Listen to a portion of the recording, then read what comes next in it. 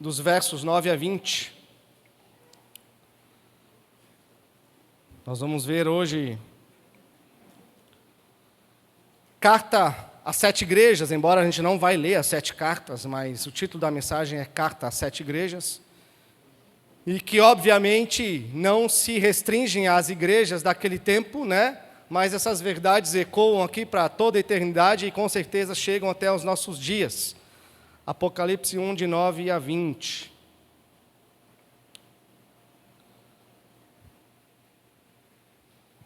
Amém? Vamos ler? Eu, João, irmão e companheiro de vocês na tribulação, no reino e na perseverança em Jesus, estava na ilha chamada Patmos por causa da palavra de Deus e do testemunho de Jesus. Achei-me no Espírito no dia do Senhor, ou em um domingo, né? O dia do Senhor, o dia que Ele ressuscitou. E ouvi atrás de mim uma voz forte, como de trombeta, dizendo: escreva num livro que você vê e mande-o às 7 igrejas: Éfeso, Esmirna, Pérgamo, Tiatira, Sardes, Filadélfia e Laodiceia. Voltei-me para ver quem falava comigo, e ao voltar, vi 7 candelabros de ouro, e no meio dos candelabros, um semelhante a um filho de homem, com vestes talares e cingido à altura do peito, com um cinto de ouro. A cabeça e os cabelos dele eram brancos como a alva lã, como neve. Os olhos eram como chama de fogo. Os seus pés eram semelhantes ao bronze polido, como que refinado numa fornalha. A voz era como o som de muitas águas. Na mão direita ele tinha 7 estrelas, e da sua boca saía uma afiada espada de 2 gumes. O seu rosto brilhava como o sol na sua força.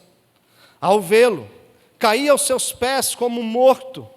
Porém ele pôs sobre mim a mão direita, dizendo: não tenha medo. Eu sou o primeiro e o último, aquele que vive. Estive morto, mas eis que estou vivo, para todo sempre, e tenho as chaves da morte e do inferno. Escreva, pois, as coisas que você viu, as que são e as que hão de acontecer depois destas. Quanto ao mistério das 7 estrelas que você viu na minha mão direita, e quanto aos 7 candelabros de ouro, as 7 estrelas são os anjos das 7 igrejas, e os 7 candelabros são as 7 igrejas. Vamos orar? Pai Santo, o que nós temos nesse texto é maravilhoso demais para compreendermos. Mas obrigado, Senhor, por revelar, e nós termos aqui hoje diante de nós, mesmo que seja uma pequena parte de uma realidade eterna da qual nós já fazemos parte. Nós podemos vislumbrar, ó Deus, imaginar, através da tua palavra. Obrigado por essa verdade que nos acompanha, que fortalece a gente para a nossa caminhada. Deus, ela é muito necessária, Deus, essencialmente para todos nós.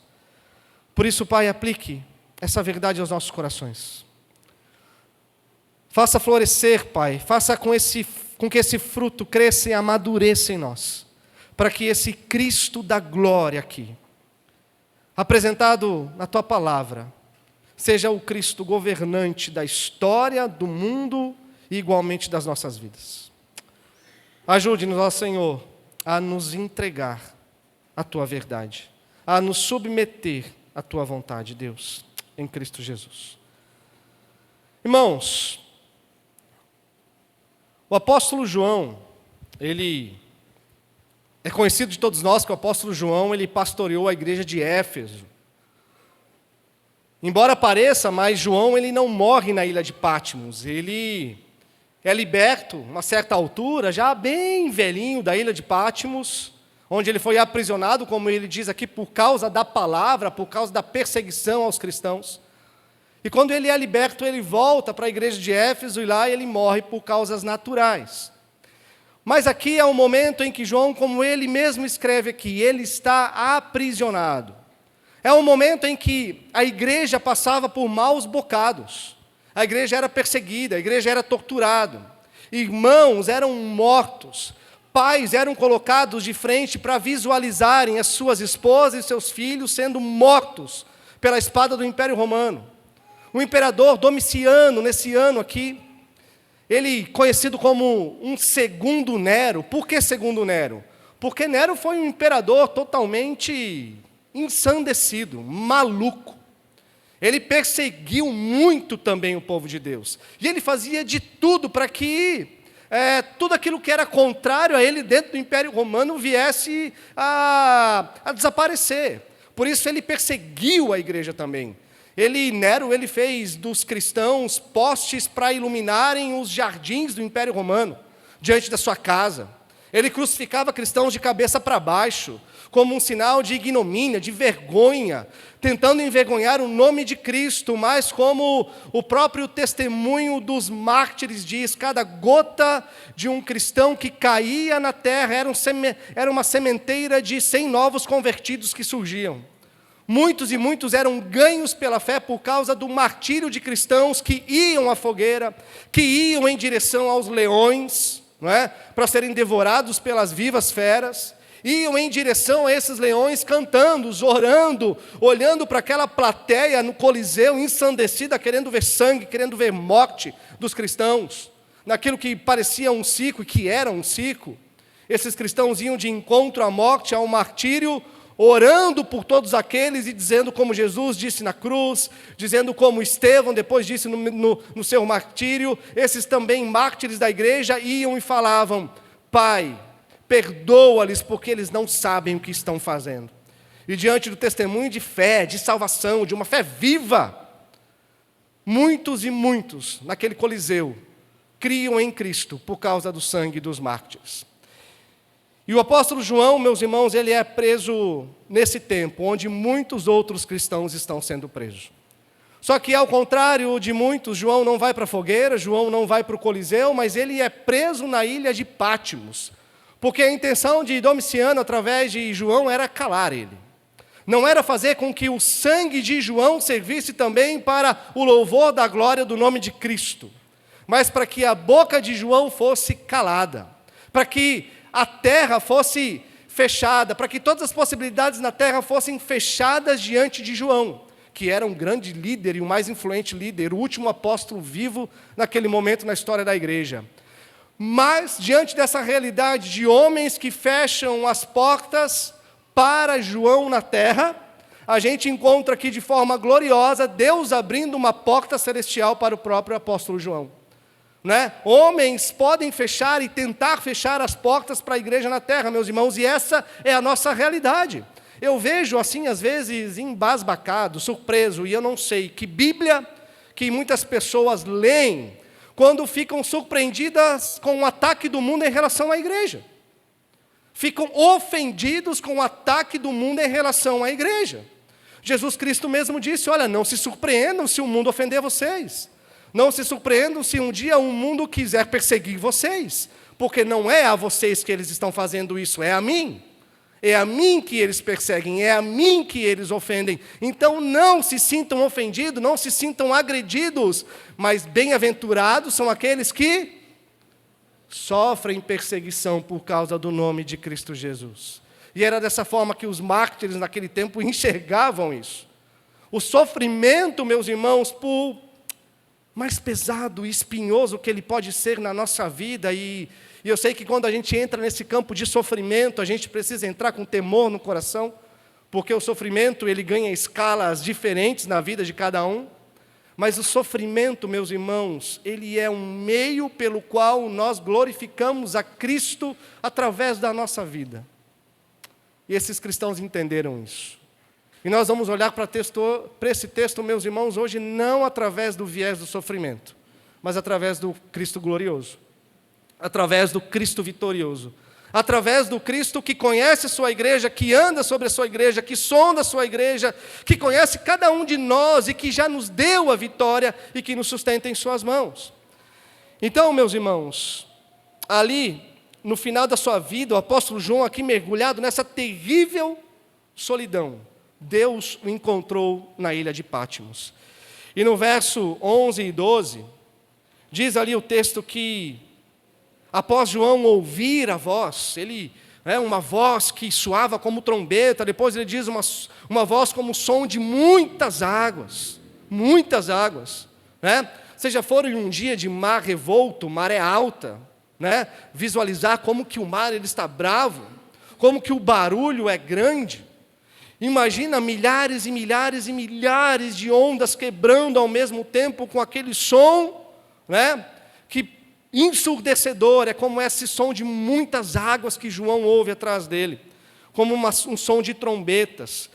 E pedindo para João escrever as 7 igrejas daquele tempo. Mas engraçado que o texto diz que João ele ouve, ele se vira para ver quem estava falando com ele, mas de primeira ele não vê quem estava falando com ele. O que ele vê?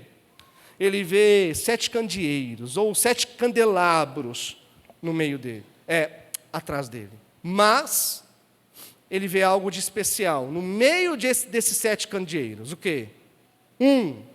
Semelhante ao Filho do Homem. Meus irmãos, quem é João?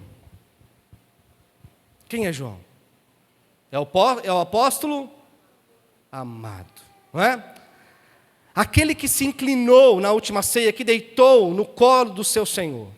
Aquele que acompanhou o sofrimento, a crucificação, o único que restou aos pés da cruz de Cristo, junto com Maria, sua mãe, ali consolando. O apóstolo João, meus irmãos, é aquele que Jesus olha do alto e diz: filho, esta é a sua mãe, mulher, este é o seu filho. E o apóstolo João, diz a tradição da igreja, que cuidou de Maria até os últimos dias da vida dela também na cidade de Éfeso. O apóstolo João, meus irmãos, conhecia muito bem quem era Cristo Jesus. Ele conhecia muito bem aquele que realizou os milagres, é o único que esteve até o final da vida do Cristo, até o seu último suspiro ali naquela cruz. E agora este a quem ele enxerga não é mais aquele Cristo sofrido, não é mais aquele Cristo que suou sangue no Getsemane, não é mais aquele Cristo surrado, mas o Cristo que o apóstolo João vê aqui agora é o Cristo da glória. Não é mais aquele Cristo que foi cuspido, espancado pelo sinédrio judaico, não é mais o Cristo rebaixado pelo pretório romano, não é mais o Cristo que caminha ali com dificuldades, pelas vielas apertadas de Jerusalém, carregando a sua cruz, sendo cuspido, esbofeteado, pelos gritos ensandecidos ali de uma multidão ao seu redor. Não é mais o Cristo esticado ali no leito vertical da morte, suspenso entre a terra e os céus. Não é mais esse que João enxerga. João enxerga o Cristo da glória, o Cristo vitorioso, o Cristo onipotente. Meus irmãos, a visão que João tem de Cristo é a visão que nós precisamos ter. É a visão que nós precisamos conhecer cada vez mais. E ele diz aqui que ele tem vestes talares, como um cinto de ouro no peito. Não é mais aquele Cristo sofrido, com as suas roupas rasgadas, ou seminu lá na cruz. Mas o Cristo que João enxerga aqui agora, meus irmãos, é aquele que adentrou os céus, é aquele que é o rei, é aquele que é sacerdote, é aquele que tem vestes talares. As vestes mais preciosas que um rei terreno poderia usar. Eram vestes de um supremo rei, de um rei totalmente poderoso e majestoso. O verso 14 diz que os seus cabelos são como alva lã, como neve. Representa não mais aquele Cristo no Getsemane que suou o sangue temendo a ira do pecado que iria ser posta sobre ele. Mas é o Cristo agora em sua pureza, é o Cristo em sua santidade, é o Cristo, meus irmãos, ali na sua eternidade, na sua divindade. Ainda diz que os olhos são como chamas de fogo. Já pensaram sobre isso? Cristo Jesus tem os seus olhos como de fogo. O que isso representa? Ele vê todas as coisas. Ele perscruta todas as coisas. Ele sonda todas as coisas. O Salmo 139, que Davi escreve, do Deus onisciente, do Deus onipresente, que sabe todas as coisas e que está em todos os lugares. Sabe, se reflete nos olhos do Cristo, que tem olhos como chamas de fogo. Aquele que não deixa nada, nem ninguém sair dos seus olhos, fugir do seu olhar. Ele contempla todas as coisas, meus irmãos, tudo Ele sonda. Sejam as nossas vontades, os nossos desejos, os nossos pensamentos, os nossos sentimentos. É o Cristo que sabe e que conhece todas as coisas. O verso 15 diz que os pés dele são como bronze polido. Aqui nós temos... Obrigado, meu irmão, eu estou chorando. São como bronze polido.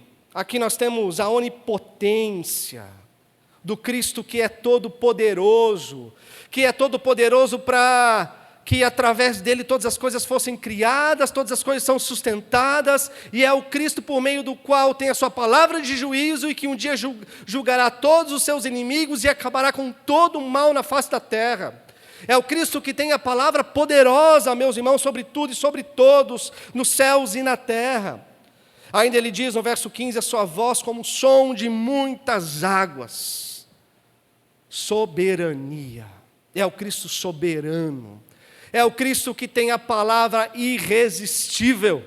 É o Cristo que um dia ecoou lá na sua morte e que disse: Ivan, venha da morte para a vida. E que disse: seu Fischer, venha da morte para a vida. E que disse a cada um de nós: saia do túmulo e venha para a vida, venha para me conhecer. Esse é o Cristo, meus irmãos, que tem a verdade irresistível, a voz irresistível, e que nos chama para uma vida para conhecê-lo, para exaltá-lo, para louvá-lo, para ter um encontro com a sua majestade aqui, agora, para viver para a glória dele. Todo o universo ouve a sua voz, todo o universo obedece a sua voz. No verso 16 ainda, ele diz: nas suas mãos ele tem 7 estrelas. Quando você lembra das mãos de Cristo, o que você vê?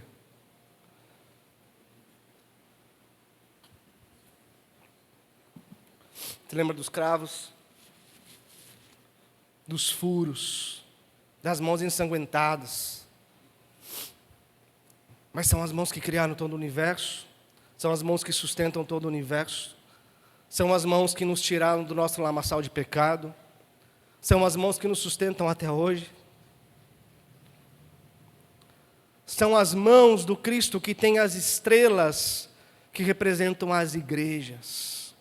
Meus irmãos, Cristo tem as igrejas nas suas mãos. Ele é o Senhor da igreja. Ele comprou a igreja com o sangue vertido das suas próprias mãos naquela cruz. É o povo que Ele remiu para si. É o povo que se ajunta, como nós cantamos, nesse ajuntamento santo, solene, para louvar e adorar esse Deus e Criador, e o Salvador e Redentor da nossa existência. É o Cristo que com suas mãos furadas não deixa nenhum daqueles que o Pai lhe deu sair das suas mãos. É o Cristo sustentador das nossas vidas. O verso 16 ainda ele diz: da sua boca saía uma afiada espada de 2 gumes.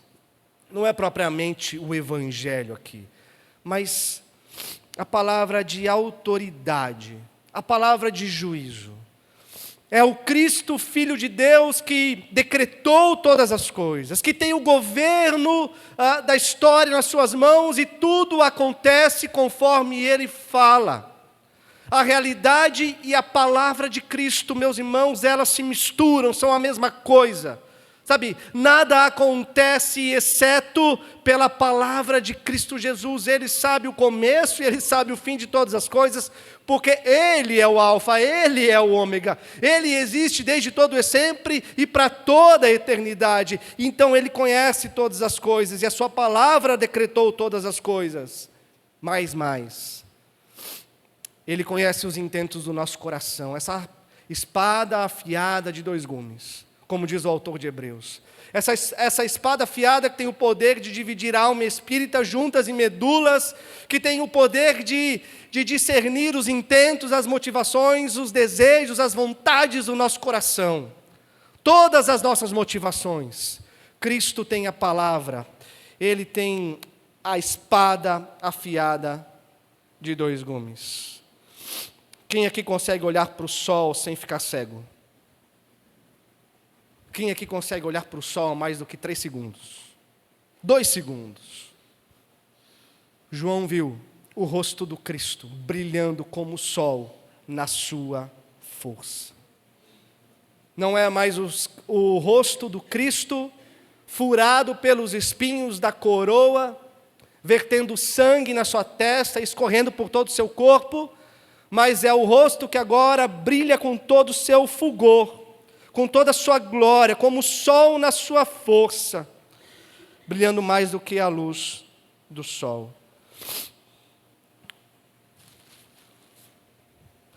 Verso 17, diante dessa visão gloriosa, majestosa, João tem a mesma reação que muitos antes dele já tiveram. A mesma reação que João teve quando Jesus se apresentou a ele, a Tiago e a Pedro lá no Monte da Transfiguração. A mesma reação que Isaías teve quando ele viu o Senhor no seu alto e sublime trono. Ele diz: ai de mim, porque eu sou um homem pecador, de lábios impuros, e habito no meio de um povo de impuros lábios. Verso 17 diz que ao vê-lo, caía aos seus pés. Como? Qual foi a reação de João? Ele caiu como morto. Porém, ele pôs a mão sobre mim direita, dizendo: não tenha medo. Essa palavra, meus irmãos, que ecoa por toda a Escritura. Não tenha medo. Eu sou o primeiro e o último, aquele que vive, estive morto, mas eis que estou vivo para todos sempre.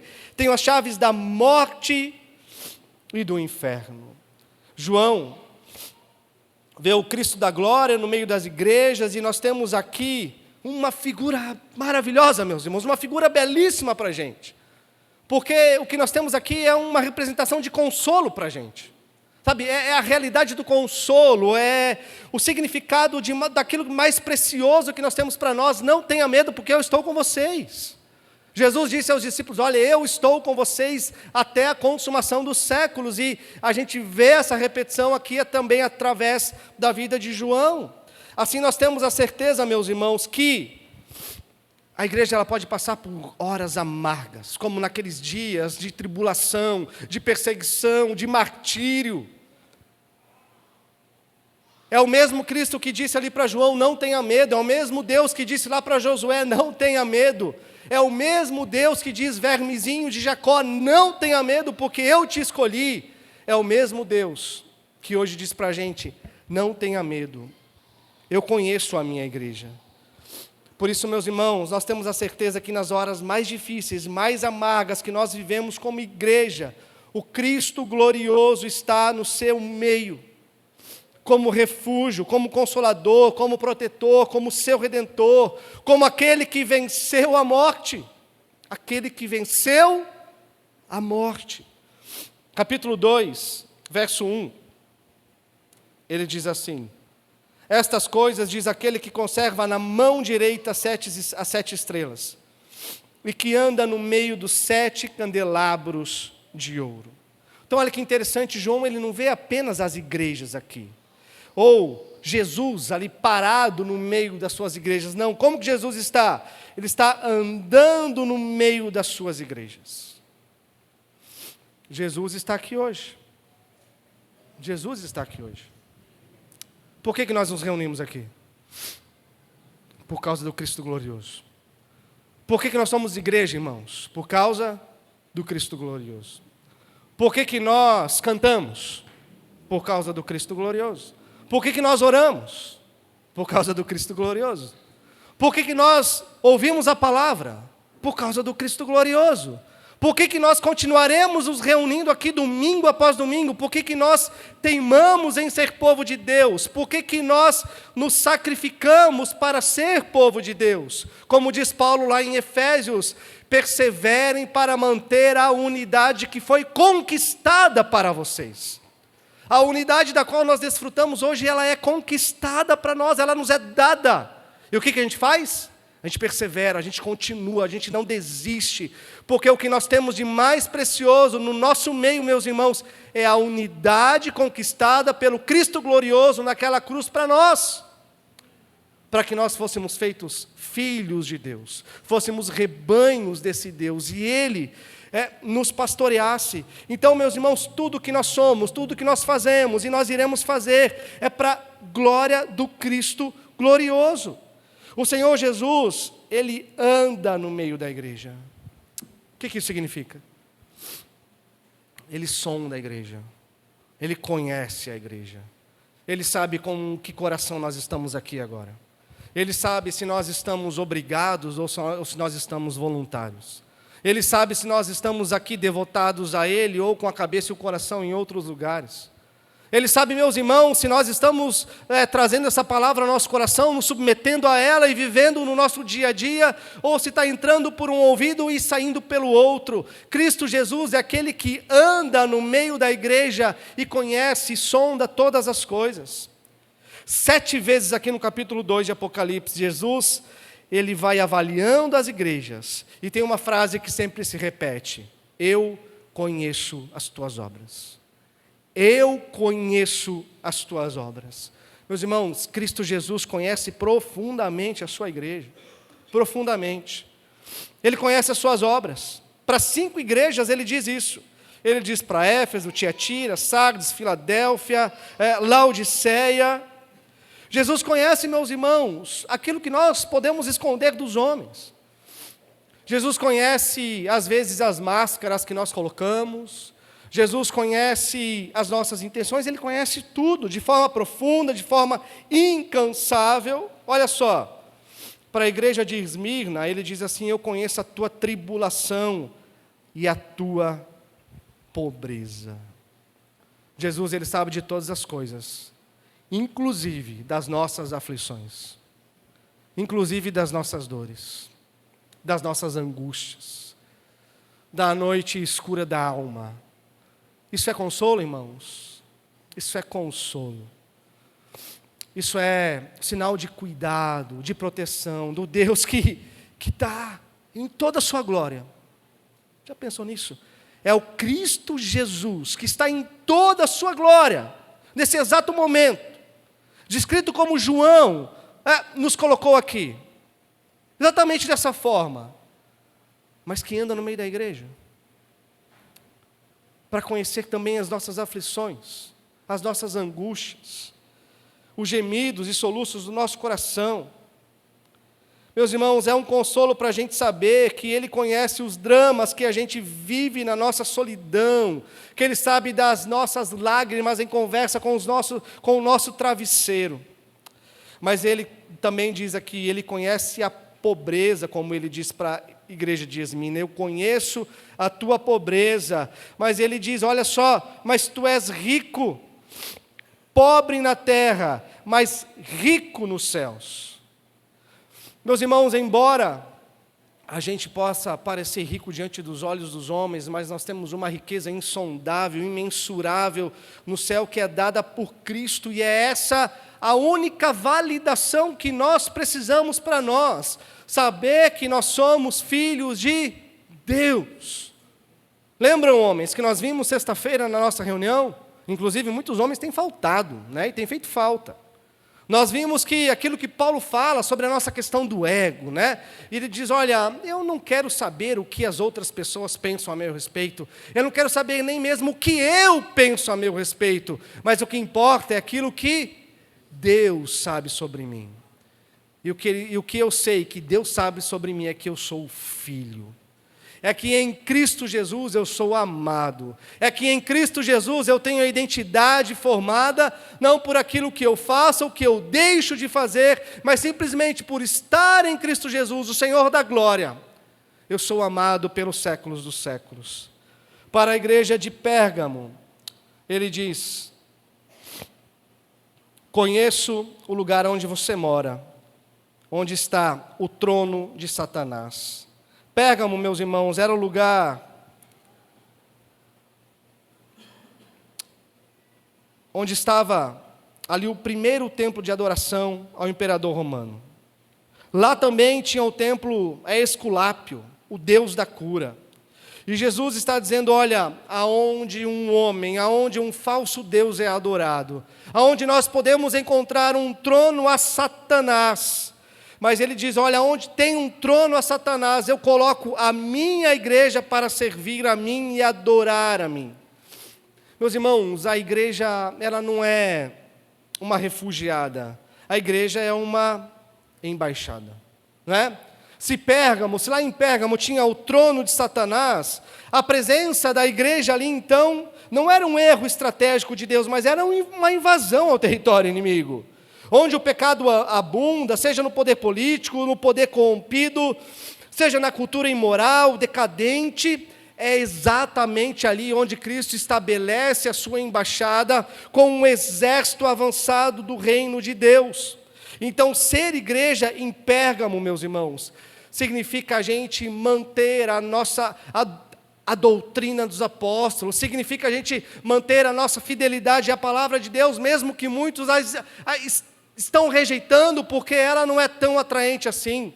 Significa a gente continuar vivendo para a glória de Deus, mesmo que o mundo não queira viver. Ser igreja em Pérgamo, meus irmãos, é erguer um altar de adoração exclusiva a Deus, mesmo quando toda uma cultura ergue um outro tipo de altar. A igreja, ela não sobrevive apesar do trono de Satanás, ela triunfa sobre ele, através da pregação viva, através da vida de discípulos santos de Cristo Jesus. Porque olha só, o trono de Satanás, ele é geográfico. O trono de Satanás, ele é temporário, mas o trono de Cristo, ele é cósmico, ele é eterno, ele engloba todas as coisas.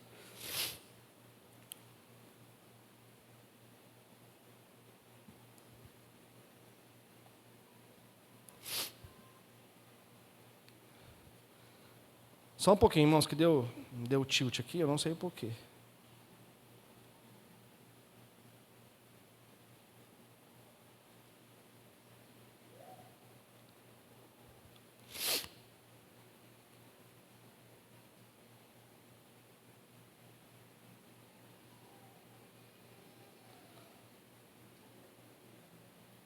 Intercedam.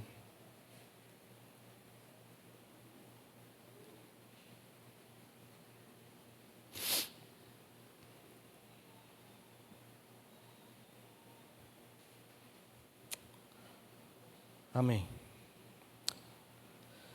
Sexto ponto. Diz que Jesus está no meio das suas igrejas. E aquilo que ele conhece, talvez seja diferente do que nós conhecemos. O que Cristo destaca aqui, meus irmãos, é aquilo que talvez nós não vemos. Porque olha só, para a igreja que é pobre, ele diz: você é rica. Para a igreja que é rica, Cristo Jesus diz: não, você é pobre. Para a igreja que se dizia viva, ele diz: você está morta. Para a igreja que se sentia fraca, Jesus diz: eu coloquei diante de você uma porta aberta. Então, Jesus, meus irmãos, é quem conhece a gente de uma forma profunda. Jesus é aquele que sonda todas as coisas. Jesus é aquele que tem os olhos como de fogo. Jesus também se apresenta à sua igreja como um remédio para a sua doença. Se a gente lê as 7 cartas, faça isso, se você puder, quando chegar na sua casa ou durante a semana. Ele vai dar a doença das igrejas. Ele vai falar aquilo que as igrejas têm de problema, mas ele também sempre vai se apresentar como remédio, como a solução para aquelas igrejas. Então isso nos diz que nós, como igreja, às vezes, por mais difícil é a fase que nós possamos passar, mas nós não precisamos ir buscar no mercado da fé para encontrar a solução para os nossos problemas. O que a igreja precisa? Conhecer o seu Redentor, ter uma visão gloriosa do Cristo glorioso. É isso que nós precisamos, essa é a solução para os nossos problemas. O que torna uma igreja viva, o que torna uma igreja fervorosa, o que torna, meus irmãos, uma igreja espiritualmente forte, não são as nossas muitas atividades, não é aquilo que nós podemos fazer de melhor como igreja ao Senhor, mas o que torna uma igreja viva, fervorosa, é o conhecimento do seu Redentor. Nós precisamos conhecer o nosso Redentor, precisamos saber quem Cristo é. E se a gente ler atentamente, então, nós vamos ver que Cristo ele também censura as igrejas. Ele elogia, por exemplo, a igreja de Éfeso, uma igreja que era firme na doutrina, fiel na palavra, olha só, uma igreja perseverante nas tribulações, uma igreja que mesmo em meio à perseguição mantinha a obra de Deus avante. Mas ele diz algo, ele também diz: eu tenho contra você que abandonaste primeiro o amor. Jesus elogia a igreja de Tiatira porque ela tem fé, tem obras e tem amor. Mas ele diz: olha, eu tenho contra vocês que vocês deixaram a sã doutrina de lado, vocês se entregaram à obra de uma falsa profetisa que trouxe imoralidade para o seio da igreja. Jesus elogia a igreja de Pérgamo porque tem gente fiel ali, que deu a sua vida por Cristo, como por exemplo o líder Antipas, que foi martirizado, morto dentro de um boi de bronze. Ele foi morto cozido na fogueira. Mas tem gente que nessa mesma igreja está flertando com a doutrina de Balaão, ou seja, está tendo o dinheiro e os bens materiais como o mais importante na sua vida. Jesus olha para a igreja de Sardes e diz: olha, você tem um nome tão bonito na cidade, de uma igreja que está viva, que está avivada, são tantos eventos, tantos acontecimentos no meio de vocês, mas de fato vocês estão mortos, é uma igreja morta. Mas ele diz: mas ainda existem alguns aí que não contaminaram as suas vestes. Mas para todas essas igrejas, meus irmãos, Jesus ele faz uma gloriosa promessa. Para a igreja de Éfeso, uma igreja que perdeu o seu primeiro amor, Jesus promete àquela igreja que ela vai comer do fruto da árvore da vida. Significa a vida eterna, significa experimentar do amor de Deus para todo sempre. Então, para uma igreja que perdeu o seu amor, Jesus diz: eu vou dar para você que é fiel a bênção de conviver com aquele que é amor. Para uma igreja sofrida como a igreja de Esmina, que enfrenta martírio e pobreza, ele diz: olha, aquele que é vencedor, aquele que é confiar em mim, não sofrerá o dano da segunda morte. Ou seja, vocês enfrentam martírio, vocês enfrentam a perseguição, a pobreza, os sofrimentos da terra, mas aquele que permanecer fiel até o fim e confiar em mim, não sofrerá o dano da segunda morte. Para a igreja de Pérgamo, que já estava sendo seduzida pelos encantos do mundo, pelas falsas doutrinas, Jesus diz que ao vencedor ele dará uma pedrinha branca, um novo nome. Significa, meus irmãos, a absolvição no dia do juízo, a glória, o prêmio da salvação. Significa que aqueles que ganharem essa pedrinha branca terão entrada no grande dia, no banquete celestial, quando Cristo Jesus vier resgatar a sua igreja. Para a igreja de Tiatira, que estava completamente rendida a uma vida de imoralidade por causa de uma falsa profetisa, Jesus diz: olha, para você eu vou dar a bênção, para aqueles que se manterem fiel, eu vou dar a bênção de possuir aquele que é a estrela da manhã, aquele que é a essência da santidade, de pureza e da vida eterna. Para a igreja de Sardes, que tinha o nome de quem está viva, mas estava morta, Jesus promete para aqueles que se manterem fiéis, vestes brancas e não apagar o nome do livro da vida. Para a igreja de Filadélfia, que era fraca, Jesus diz: o vitorioso será como uma coluna inabalável no santuário de Deus. Para a igreja de Laodiceia, que se gloriava por ser rica, pelos bens que possuía, Jesus diz: ao vencedor eu vou lhe dar muito mais do que riquezas. Eu vou lhe dar o privilégio de se assentar comigo no reino do meu Pai.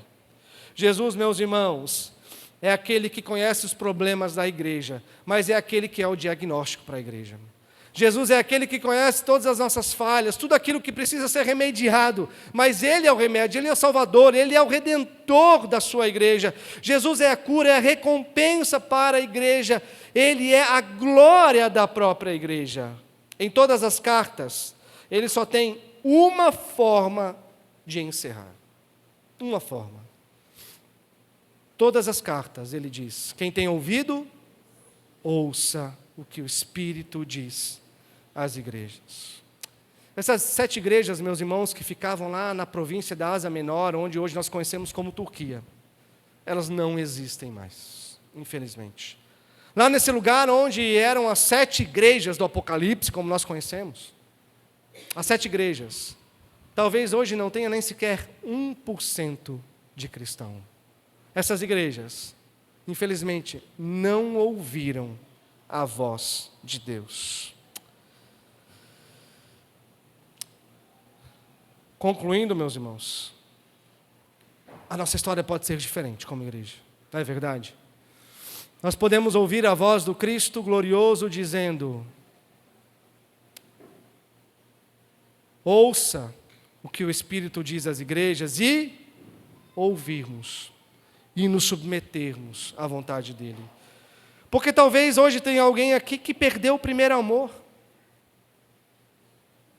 que é a hora de olhar para trás, enxergar onde perdeu esse primeiro amor e voltar. Voltar para o Cristo ressurreto, voltar para o Cristo glorioso. Pedir a graça, pedir a misericórdia, porque Ele está, sim, com as suas mãos furadas, está, mas está estendido para te salvar, está estendido para te restaurar, está estendido para te perdoar, está estendido para reavivar o fervor espiritual no seu coração. Mas talvez tenha alguém aqui passando por grande angústia, por grande tribulação. Então, meu irmão, minha irmã, é preciso entender que Jesus está conosco. Que Jesus é aquele que diz: olha, não tenha medo, eu estou com vocês. Jesus é aquele que anda no nosso meio e que sonda os nossos corações, que sabe das nossas necessidades. Por mais que nós venhamos a sofrer aqui nesse mundo, Jesus é aquele que disse: olha, aquele que se manter fiel comigo, aquele que ouvir a voz do Espírito de Deus, a segunda morte não o alcançará. Você pode sofrer aqui, mas a segunda morte não o alcançará. Pode ser hoje que você é alguém que tem o nome de que está vivo, que está em plena ascensão diante dos olhos humanos, sendo admirado pelos homens, sendo aplaudido por muitos, mas que talvez esteja em franca queda aos olhos de Deus. Então é hora de tirar as máscaras e dizer: Senhor, traz quebrantamento, traz arrependimento, traz transformação, traz a vida desse Cristo glorioso ao meu coração, para que eu seja como Tu queres, Senhor. E se tiver alguém hoje aqui que não está nem quente, nem frio, morno, nenhuma apatia espiritual, apenas se alegrando e se apegando nas coisas que tem, batendo palmas para si mesmo, é hora de pedir: Espírito Santo de Deus, restaure o fervor no meu coração. Restaure a fé que um dia eu tive, que eu tenha a Sua palavra como o bem mais precioso e os tesouros celestiais como aquilo que eu tenho de mais insondável na minha vida e de mais valioso. E que nós, meus irmãos, como igreja, pelos anos que essa igreja ainda tem pela frente, que nós sempre ouçamos o que o Espírito Santo diz. Que a gente ame as Escrituras. Amém? Que a gente ame as Escrituras. Amém, irmãos? Que a gente ame as Escrituras. Amém? Porque é através dela que nós conhecemos o nosso Cristo glorioso. É através dela que nós conhecemos o nosso Redentor. E vamos nos lembrar sempre: o remédio, a cura para tudo aquilo que nós podemos enfrentar e ser como igreja. Porque tem muitos erros, tem. Mas um dia não terá. Mas a cura para ela hoje e eternamente é Cristo Jesus, nosso Senhor, nosso Salvador, nosso Redentor, dono da igreja, aquele que comprou com seu próprio sangue. Amém? Vamos cantar uma última música e aí vamos orar.